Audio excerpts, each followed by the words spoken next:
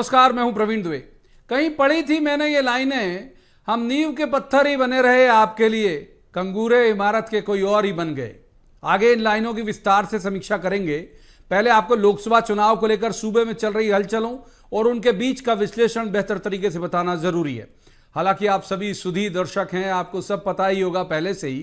बहरहाल, बीजेपी के सबसे बड़े रणनीतिकार केंद्रीय गृह मंत्री अमित शाह एमपी के दौरे पर जब आए तो बहुत सारी कसौटियों पर उन्होंने प्रदेश भाजपा की चुनावी तैयारियों को कसा और परखा। उन्होंने क्लस्टर की तैयारियों से लेकर हितग्राहियों तक पहुंचने और प्रत्येक बूथ से 370 वोट अतिरिक्त हासिल करने के प्रयास की रूपरेखा देखी, जांची। जो सबसे गौर करने वाली बात थी वो थी उनकी टिप्पणी कि कांग्रेस के बड़े नेताओं को पार्टी में शामिल कराने का प्रयास आप मत करिए, वो तो हमारा काम है, हम जांच परख करके उन्हें ले आएंगे। आप तो नीचे सक्रिय कांग्रेस के नेताओं को देखो जो बूथ में जुटा है, यानी नींव के पत्थर को पर नजर रखिए। यदि किसी बिल्डिंग की बुनियाद हिलानी है तो आज इसी मसले की करेंगे बात कि कांग्रेस की बिल्डिंग के उत्तुंग शिखर और कंगूरे तो दरक ही रहे, नींव के पत्थर भी क्या खिसकने को बेचैन हैं या उन्हें हिलाया जा सकता है। नए प्रदेश अध्यक्ष जीतू पटवारी जो अनुशासन का चाबुक लहरा रहे, हालांकि वो चाबुक चला नहीं पा रहे, सिर्फ बयानों के जरिए लहरा रहे हैं, तो वो कार्यकर्ताओं को समेटेगा या बिखरा देगा। बात बीजेपी की चतुष्कोणीय रणनीति की भी करेंगे, जिसमें मुख्यमंत्री डॉक्टर मोहन यादव की भूमिका अलग है, प्रदेश अध्यक्ष वीडी शर्मा की अलग है, संगठन के प्रभारी हितानंद जी की अलग है और जिलों की कार्यकारिणी की अलग है। राहुल गांधी की यात्रा की भी करेंगे और पूर्व प्रदेश अध्यक्ष कमलनाथ की भी करेंगे, जो कह रहे हैं कि स्क्रीनिंग कमेटी में जो भी लोग हों लिस्ट घोषित करते चले, जो भी लोग हों शब्द पर गौर करिएगा। तो बहतरीन सवाल जिन्हें लेकर एक खास पैनल के पास जाएंगे और कहेंगे जवाब तो देना होगा, लेकिन रस्मन सबसे पहले आपको दिखाते हैं एक रिपोर्ट, देखिए।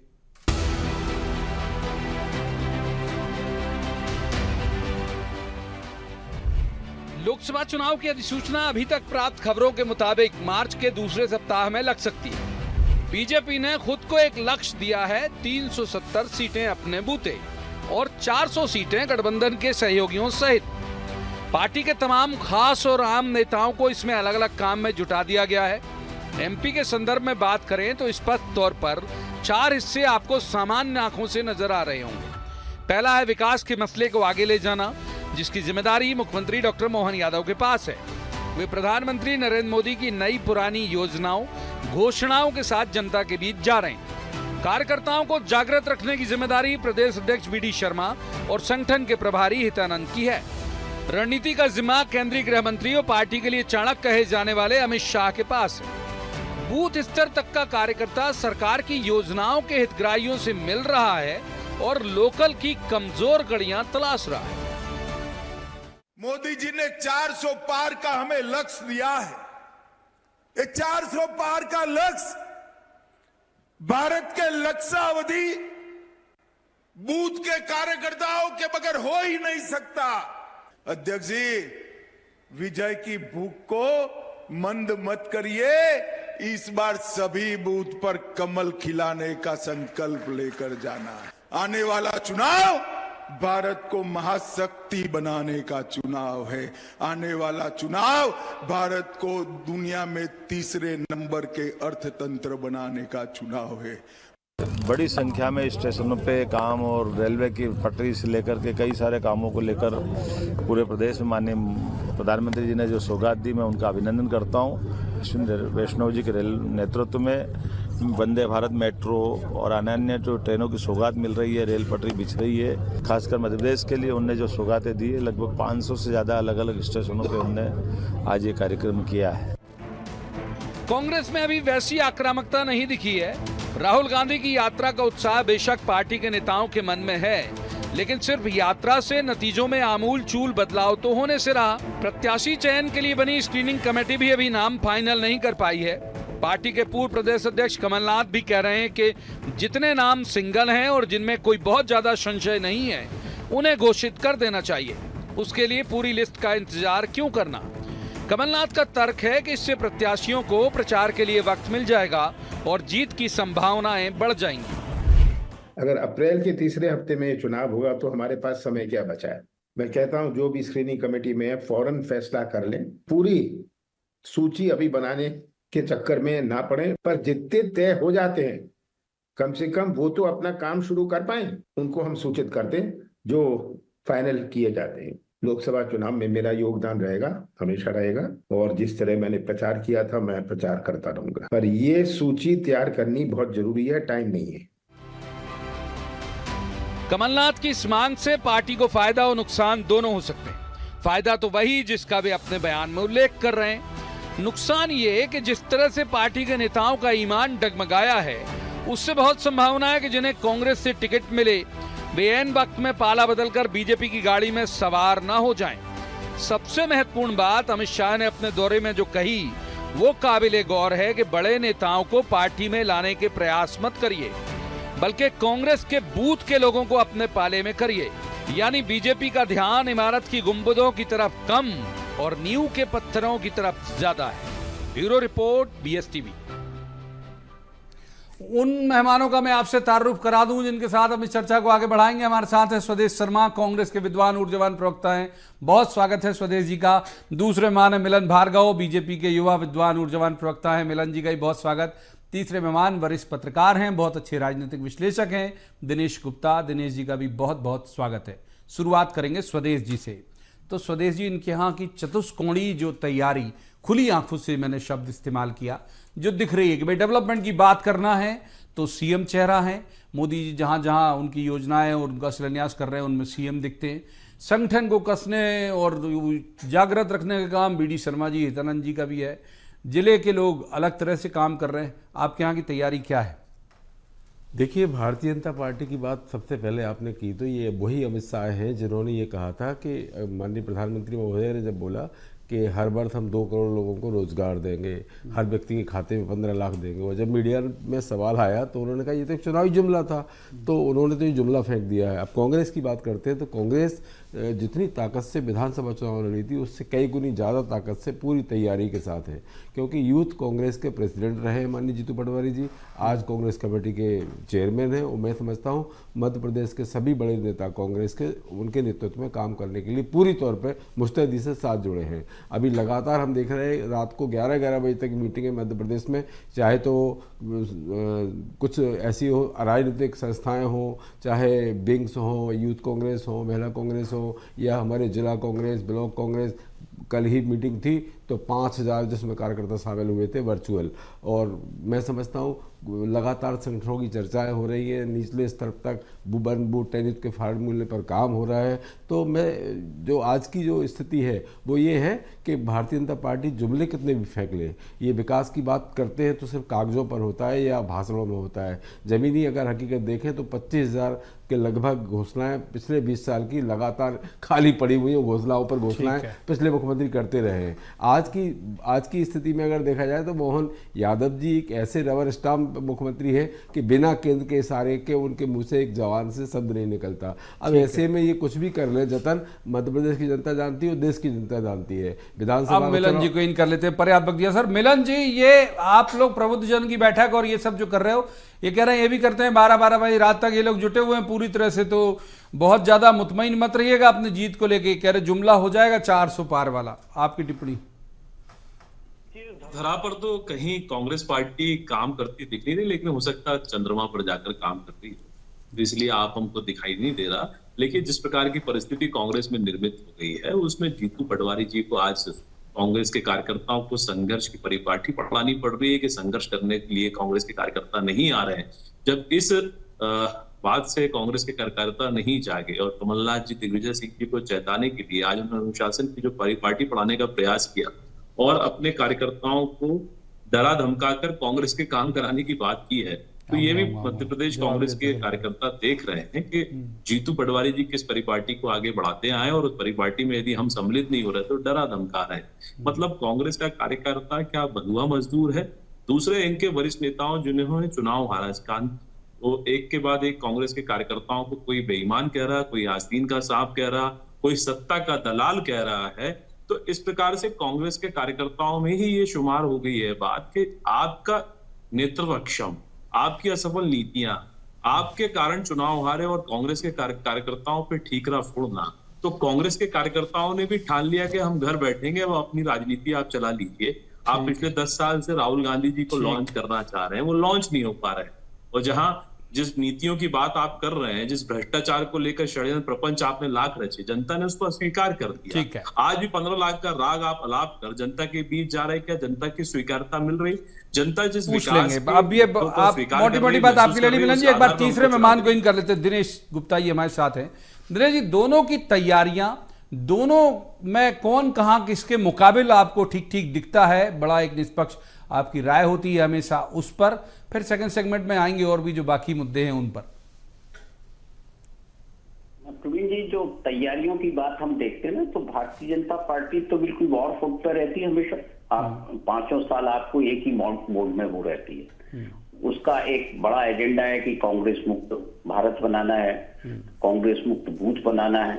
तो उसको लेकर आप देखिए ना कि नंबर ऑफ लीडर्स आपको घूमते फिरते दिखाई देंगे। कभी रात्रि विश्राम गांव में कर रहे होंगे, कहीं कार्यकर्ता से मिल रहे होंगे, हितग्राही से मिल रहे होंगे।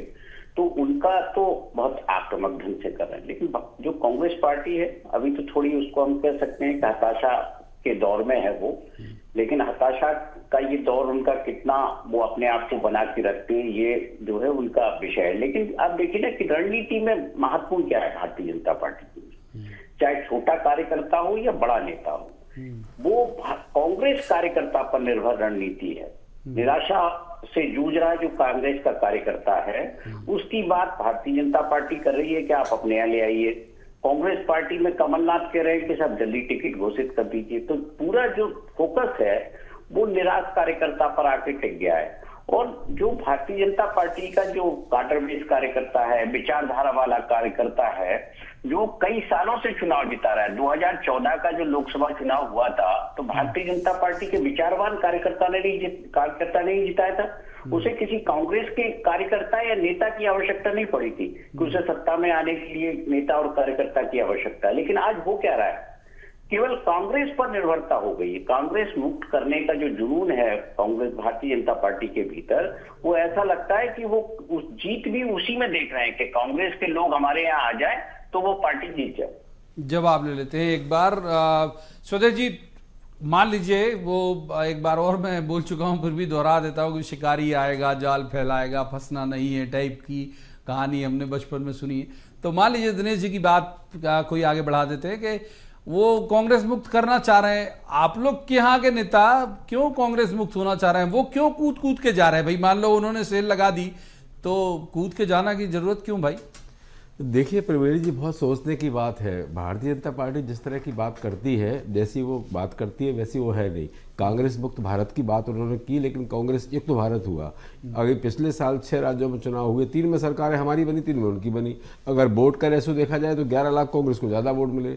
और आज तो स्थिति ये है, जुटा है इंडिया, लड़ेगा इंडिया और जीतेगा इंडिया। और जब जब इंडिया लड़ा है, इंडिया हमेशा जीता है। ये कितनी भी जुगत लगा लें, कितने भी प्रयास कर लें, सिर्फ हिंदू बेल्टों में ये भावनाओं को भड़काने की कोशिश कर रहे हैं और विकेंद्रीकरण करने की कोशिश कर रहे हैं, तुष्टिकरण करने की कोशिश कर रहे हैं। लेकिन इनका पूरा देश बहुत बड़ा है, इसमें बहुत राज्य है, और इन राज्यों का जब नतीजे सामने आएंगे तो माननीय प्रधानमंत्री बेचैन है, तड़प है उनके अंदर। ये 400 पार का जो नारा देते हैं, इसीलिए देते हैं इनका कार्यकर्ता हतोत्साहित ना हो। लेकिन इनका कार्यकर्ता, उनके जो देवतुल्य कार्यकर्ता था, जैसे दिनेश जी ने कहा, मैं समर्थन करता हूं उनकी बात का, इनका देवतुल्य कार्यकर्ता इनसे बहुत दूर जा चुका है। अब इनका देवतुल्य कार्यकर्ता कौन है? ईडी है, सीबीआई है, आईटी है। इनकी रेट पड़वाओ, कांग्रेस के कार्यकर्ताओं को हतोत्साहित करो, भयभीत करो। जिला अपनी पार्टी पड़वाते हैं भाई, जिला अध्यक्ष कूद कूद के आ रहे हैं, जिला अध्यक्षों पे कहाँ रेट पड़वाएंगे? उनकी क्यों पड़ेगी? उनसे बड़े नेताओं को परेशान करें तो छोटा नेता अपने आप कोशिश करता है कि जवाब ले लेते हैं, बचाव कर लूं। अब जवाब लेते हैं। मिलन जी, क्या है कि ईडी और इनकी रेट आप जिला बड़े नेताओं पर डलवा रहे हो, तो जो जिला अध्यक्ष हैं वो कूद कूद के आ रहे हैं, ये कहना है स्वदेश जी का। और दिनेश जी जो बात कह रहे हैं वो जरूर मैं मेंशन करना चाहूंगा दोनों का जवाब आप दें कि कांग्रेस मुक्त करने का जुनून क्यों है आपके मन में? जी, हमारी पार्टी का जो विचार है उसमें देश को देश हित में और समाज हित में किस प्रकार से देश का निर्माण किया जाए, उस दिशा में भारतीय जनता पार्टी की सरकारें काम कर रही हैं। जिस देश की कल्पना कभी राम राज्य के रूप में की जाती थी, उस दिशा में यदि भारतीय जनता पार्टी की सरकार बढ़ रही है तो उसमें हमारे मतभेद हो सकते हैं, लेकिन मनभेद किसी से नहीं है। लेकिन कांग्रेस पार्टी और भारतीय जनता पार्टी में फर्क इतना है कि हम लड़ाई लड़ते हैं विचारों के लिए। कांग्रेस पार्टी विचारों की लड़ाई लड़ते लड़ते इस देश विरोधी ताकतों के साथ खड़ी दिखाई दी, देश विरोधी नीतियों के साथ खड़ी दिखाई दे रही है। इसलिए इनका अक्षम नेतृत्व साबित हुआ। इनके ही नेता इनका विरोध कर रहे हैं, कब से कर रहे हैं ये भी आप हम देख रहे हैं कि देश का विरोध नहीं, भारतीय जनता पार्टी का विरोध आप करिए, लेकिन जब आप सेना की बात आती है आप सेना के विरोध में खड़े दिखाई दिए। जब आतंकियों को इस देश की सेना ठोकती है आप उस पर सवाल खड़े करते हैं। जब पाकिस्तान जैसे आतंकी संगठनों के निर्माता उन पर कोई कार्रवाई होती है तो आप वहां खड़े दिखाई देते हैं। कभी चीनी जासूस का आप चर्चा करते हुए दिखाई देते। तमाम तरह की बातें हैं जो कांग्रेस की छवि को बिगाड़ दिया है। कांग्रेस पार्टी कभी एक शतक पहले बनी थी, आज की स्थिति में आ गई, अस्तित्व की लड़ाई लड़ रही है, क्योंकि तो एक परिवार एचआर डिपार्टमेंट कब वही... बंद होगा? मेरे इस सवाल का भी जवाब दे दीजिए। आपका एचआर डिपार्टमेंट ये भर्तियां कब रोकेगा भाई? दूसरी बात, वही मैं आ रहा था, मतभेद हो सकते मन में, हमारे विचारों को स्वीकार करके इस मध्य प्रदेश और देश के विकास में कोई सहभागिता निभाना चाहता है, हमारे विचारों के साथ कदम ताल करना चाहता है, तो उसका स्वागत है। भारतीय जनता पार्टी के विचारों को आत्मसात करते हुए आगे बढ़िए, आपका स्वागत है। लेकिन कांग्रेस पार्टी को विचार करना चाहिए कि आपके षड्यंत्र प्रपंच इस देश में स्वीकार नहीं होते। प्रदेश एक बार दिनेश जी को इन करते हैं, स्वदेश जी को जवाब देना चाह रहे हैं, लेकिन पहले दिनेश जी को इन करते हैं। दिनेश जी, कमलनाथ जी की बात अगर आपने सुनी हो तो एक अंडरलाइन करने वाला शब्द था कि स्क्रीनिंग कमेटी में जो भी लोग हों, मेरा उनसे निवेदन है, कमलनाथ को स्क्रीनिंग कमेटी में कौन लोग हैं ये पता नहीं होगा, आपको लगता है? नंबर 1 और नंबर 2, वो जल्दी टिकट की जो बात कह रहे हैं उस पर आपकी टिप्पणी। देखिए, यही तो प्रॉब्लम है, उनको सब कुछ पता है कमलनाथ जी को, लेकिन नाम जुबान पर नहीं लाना चाहते आप कि नाम जुबान पे लाएंगे तो शायद वो लोग बड़े नेता हो जाएंगे। ये जो समस्या है ये कांग्रेस की सबसे बड़ी समस्या है कि जो जब तक पावर में था तब तक वो पावर में था और वो पावर को छोड़ना नहीं चाहता, वो नए लोगों के लिए जगह नहीं देना चाहता। ये बात 5 साल से आप बताइए, कमलनाथ जी मई 18 में मध्य प्रदेश आए थे, तब भी वो यही कहते थे कि उम्मीदवारों को टाइम नहीं मिल पाता है, जल्दी घोषित कर देना चाहिए। 18 की जो परिस्थितियां बनी, जिन भी परिस्थितियों बाई एक्सीडेंट आपकी सरकार बन गई। इसके बाद क्या हुआ उपचुनाव में, इसके बाद आम चुनाव में 23 के में क्या हुआ, 19 के लोकसभा चुनाव में क्या हुआ, ये तो तब तो कमलनाथ को खुद को करना था ना। तब तो स्क्रीनिंग कमेटी से लेके सिलेक्शन कमेटी तक सब सारी कमेटियों के चीफ आप थे। तब क्या हुआ कांग्रेस का? तब कांग्रेस के कार्यकर्ता को जोड़ने का काम क्यों नहीं हुआ, जिसको आज वो बात होती है कि कांग्रेस का कार्यकर्ता का उत्साह की बात होती, तब तो उन्होंने कुछ नहीं किया। तो अब बेहतर ये है कि आप इस तरह के जो सजेस्टिव मोड में जो हैं कि कहीं ना कहीं आप ऐसी बात कर रहे हैं कि जैसे मेरी कोई जिम्मेदारी नहीं है, मैं तो एक आया और आपको एक मैसेज भेज दिया, तो वो नहीं है। आप यदि ड्राइंग रूम पॉलिटिक्स अब करना चाहते हैं तो फिर बाकी जो मैं उसकी ग्राउंड पॉलिटिक्स कर रहे हैं उनको ग्राउंड पॉलिटिक्स करने दें। दिग्विजय सिंह ईवीएम पॉलिटिक्स कर रहे हैं, वो कमलनाथ जी कह ही चुके हैं। तो इन दोनों नेताओं को तो अब ये जो नए लोग हैं, एक चुनाव उनको भी लड़के देख लेने दीजिए, उनको भी मौका दीजिए कि वो अपने हिसाब से रणनीति बनाए। ठीक बात। स्वदेश जी से इसी का जवाब ले लेते हैं और वो मिलन जी की बात का आऊंगा, मिलन जाऊंगा, मिलन जी की बात का जवाब देने के लिए बहुत देर से बेचैन भी हैं स्वदेश जी, तो वो भी जवाब दे दीजिए। और जो दिनेश जी कह रहे हैं कि भाई दीजिए ना मौका, आप तेंदुलकर ही खेलते रहेंगे तो फिर बाकी के फिर कैसे आ पाएंगे नई पीढ़ी जो है। त्रिवेदी जी, सबसे पहले तो भारतीय जनता पार्टी के प्रवक्ता की बात का जवाब दे दूं कि कांग्रेस वो विचारधारा है जो देश की आज़ादी के लिए कुर्बानी देने में कभी पीछे नहीं हटी। 14 वर्ष की बात करें तो नेहरू जी, पंडित जवाहरलाल नेहरू जेल में रहे, इंदिरा जी ने देश के लिए शहादत दी और पाकिस्तान के 2 टुकड़े किए, पर उस पर राजनीति नहीं की। आपके यहाँ बिना आपके जैसे माननीय प्रधानमंत्री महोदय बिन बुलाए बिरयानी खाने चले गए और वहाँ से पुलवामा लेकर आ गए। पुलवामा लेकर आने के बाद जब 2019 का चुनाव हुआ तो 1 वोट शहादत के नाम, ये माननीय प्रधानमंत्री महोदय के शब्द हैं, अभी चाहो गूगल सर्च कर लो, मीडिया में देख सकते हो। तो शहादत पर राजनीति किया जाना आपका काम रहा है। हमने सेना को तो हमारी इंदिरा जी ने अपना जेवर दान कर दिए थे कि देश की ताकत बढ़े, सेना को अपने सारे आभूषण दान कर दिए थे। तो कांग्रेस एक विचारधारा है और विचारधारा कभी खत्म नहीं हो सकती है। आपने रामराज की बात कही, रामराज के यही रामराज है। प्रभु राम ने सबरी के जूठे बेर खाए थे, उन सबरी के खानदान के लोगों के साथ आप क्या करते हो, उनके चेहरों पर पेशाब करवाते हो, आप उनको उल्टा लटका के पटकवाते हो, घसीटवा के उनके प्राण ले लेते हो, और जब पता चलता है ये करने वाला कौन था, तो भारतीय जनता पार्टी का कार्यकर्ता, विधायक का प्रतिनिधि, ऐसे लोग। क्या उनको आज सीटों के अंदर है? क्या किसी को फांसी से लटका दिया? बहनों के साथ लगातार अत्याचार अनाचार होने के बाद उनकी हत्याएं किया जाना, क्या यही रामराज है? वोट क्यों कर देती इनको पब्लिक? फिर वोट क्यों कर देती? वही लोग उसी इलाकों में वोट कैसे मिल जाते हैं? वोट एक तो ईवीएम मैया की कृपा तो इन पर है ही है, कुल मिला के ये कृपा थोड़ी सी अब रुकने वाली है। क्यों रुकने वाली है? कि माननीय प्रधानमंत्री समझ चुके इस बात को, इसीलिए 10% वोट शेयर के लिए पार्टी उनकी लग चुकी है। उनको ये पता है कि अब जुटा है इंडिया, लड़ेगा इंडिया और जीतेगा इंडिया, इसलिए उसे रोकने के लिए 400 पार का नारा दो और कोशिश करो कि 10% वोट शेयर बढ़ जाए हमारा, ताकि हम सत्ता में बने रहे। ठीक है, मिलन जी को इन करते हैं। मिलन जी, जो आप जवाब देंगे, आपने हाथ भी उठाया था। मेरा एक और एड ऑन कर देता हूं मैं अपना सवाल, कि अगर मान लीजिए इनकी पार्टी में कुछ तो भी हुआ, कोई भी बयानबाजी हुई, कुछ हुई, और खास तौर पर बीते कुछ दिनों से मैं देख रहा हूं कि अगर कमलनाथ जी को लेके की शान में कुछ थोड़ा आपको लगता गुस्ताखी, आपके यहां सारे लोग सक्रिय हो जाते हैं। आज भी आशीष जी ने तुरंत ट्वीट कर दिया कि बताइए, मतलब इतने सीनियर लीडर के बारे में ऐसे कह रहा है, तो इतना ज्यादा सॉफ्ट कॉर्नर क्यों भाई कमलनाथ जी के लिए? प्रवीण जी, एक तो विचित्र स्थिति आप कांग्रेस की देखिए। कांग्रेस पार्टी की वर्चुअल मीटिंग होती है स्क्रीनिंग कमेटी की, जिसमें जीतू पटवारी जी वर्चुअल तरीके से कमलनाथ जी को जोड़ने का प्रयास करते हैं। ये दो तरफा संवाद था, लेकिन आखिर कमलनाथ जी ने या जीतू पटवारी ने उनका वीडियो क्यों सार्वजनिक किया, किसने लीक किया, इस पे कोई बात नहीं करना चाहता। मतलब आपकी गुटबाजी सार्वजनिक हो, आपने ही किया।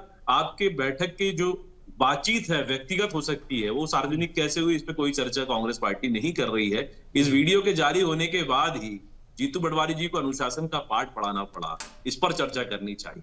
और रही बात स्वदेश जी की, स्वदेश जी आजादी की बात करने तक गए थे, तो मैं याद दिला दूं पंडित जवाहरलाल नेहरू जी की इच्छा को पूरा करने के लिए आपने धर्म के आधार पर इस देश के दो टुकड़े किए। पाकिस्तान को जन्म आपने दिया कि पंडित जवाहरलाल नेहरू जी इस देश के प्रधानमंत्री बन। अरे भाई, उस पर चले जाओगे तो हमें लगता है वक्त कम पड़ जाएगा। मुद्दे की बात करो।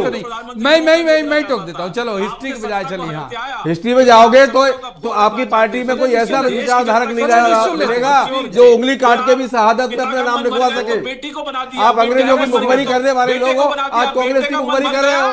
तो पोते को बनाने की लॉन्चिंग कर रहे हैं। मतलब इटालियन संस्कृति को आपने इस देश की संस्कृति पर हावी होने दिया, इस देश के इतिहास को आपने अपने ढंग से मिटाया और लिखा। आपने संस्कृति का ढिंढोरा पीटने वाले लोग लगातार वक्त है अभी एक सवाल का, और फिर आपके बोलने में बोलेंगे दिक्कत कि इस देश में यदि पिन भी आई तो आप लेकर आए, सुई भी आई तो आप लेकर आए, जबकि ये देश बिल्कुल सच है। आजादी के समय क्या था आपने पढ़ा कभी है? आप विचलित मत हो। लेकिन जिस विदेशी ताकतों के संरक्षण में आप काम करते आए, आप नाम स्वदेश है आपका, लेकिन आप ऐसे विदेशी ताकतों के साथ काम कर रहे हैं। इटालियन संस्कृति के आप सेवक के रूप में काम कर रहे हैं। ठीक है, दिनेश जी को जो आपके नेता समझ गए। दिनेश जी को करता हूं, दिनेश जी को माफ कीजिए, दिनेश जी को करता हूं। पर्याप्त वक्त पॉलिटिकल गेस्ट के सामने हमारे नॉन पॉलिटिकल गेस्ट भी ज्यादा असहाय न रहे। दिनेश जी को करता हूं।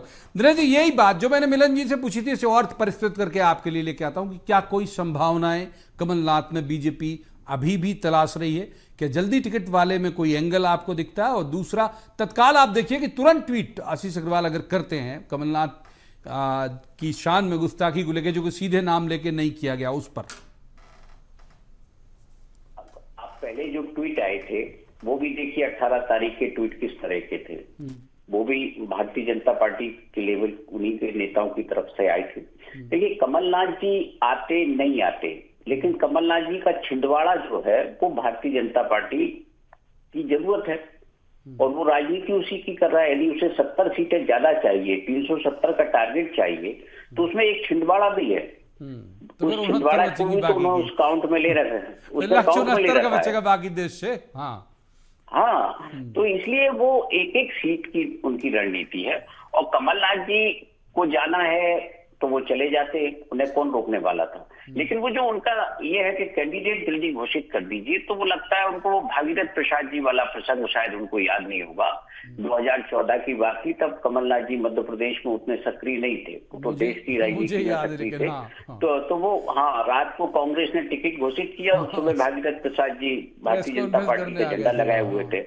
आप सोचिए ना कि आप किस तरह के लोग हैं ये, जो अपनी विचारधारा के बारे में जिनको नहीं पता, तो ये तो अवसरवादी लोग ही कहलाएंगे ना। टिकट एक पार्टी से मिला, दूसरे में चलेगा, और यही अभी हो रहा है।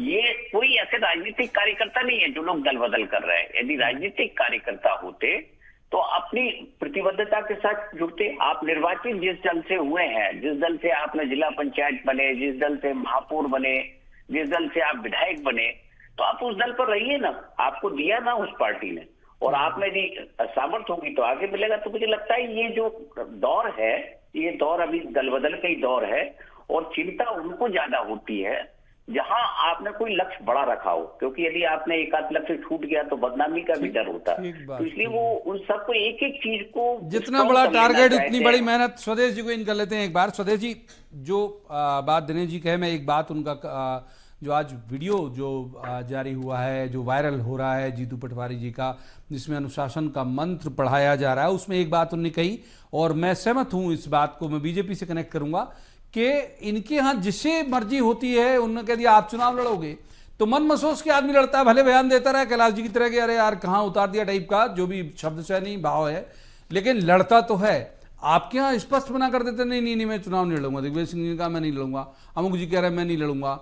तो इस डिसिप्लिन की तो तुलना कर लीजिए आप अपने यहाँ से और उनकी। देखिए, दिग्विजय सिंह जी ने ऐसा नहीं कहा था कि मैं चुनाव नहीं लड़ूंगा। अभी 3 साल उनके राज्यसभा को बकाया है, उन्होंने ये बात कही थी।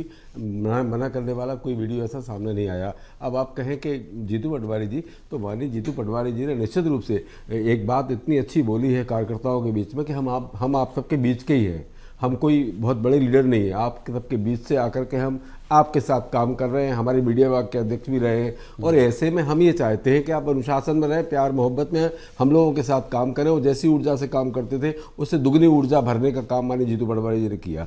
इसका अर्थ ये नहीं हो गया कि उन्होंने अनुशासन का पाठ पढ़ा दिया। अरे उन्होंने तो प्यार से समझाया। बर्दाश्त नहीं होगा शब्द बोल रहे हैं साहब, अनुशासन इन तक बर्दाश्त नहीं होगी। मैंने अब बस बिल्कुल वक्त फिसल गया। एक बार क्लोजिंग रिमार्क के लिए चलते हैं हम मिलन जी के पास। तो मिलन जी, आप लोगों के पास बड़ी संगठन का भरी पूरी टीम है, सब अलग अलग तरह के, जैसे मैंने कहा कि अलग अलग भूमिका वाले अलग अलग नेता बांट दिए गए, आपकी भी एक भूमिका बांट दी गई होगी।